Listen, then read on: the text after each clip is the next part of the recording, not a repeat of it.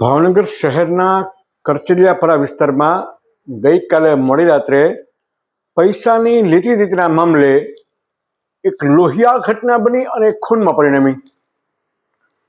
લોહીથી લથપથ યુવાનને સરટી હોસ્પિટલમાં ખસેડવામાં આવ્યો અને ત્યાં તેને ફરજ પરના તબીબોએ મૃત જાહેર કર્યો. નમસ્કાર દર્શક મિત્રો, હું છું આપનો રાજેશ જોશી. ગુજરાત છાયા ન્યૂઝ સમાચારમાં આપનું સ્વાગત છે. ભાવનગર શહેરમાં વારંવાર બનતી પૈસાની લેતી દેતીના મામલે માથાકૂટોની ઘટનામાં ગઈકાલે વધુ એક ઘટના કરચલિયાપરા વિસ્તારમાં બની અને તેમાં એક યુવાનને 3 થી 4 જણાએ છરી અને અન્ય હથિયારો વડે હુમલો કરી તેને મોતને ઘાટ ઉતારી ફરાર થઈ ગયા હતા.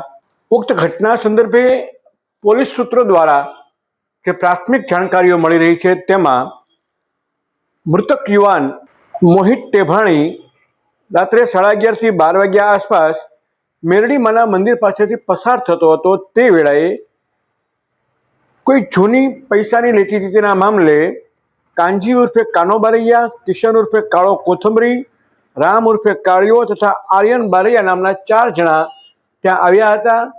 યુવાન સાથે રકઝક કરી હતી, માથાકૂટ કરી હતી અને તેના પર ઉપરા છાપરી છરીના ઘા સાથળના ભાગે અને પગના ભાગે કરી ફરાર થઈ ગયા હતા.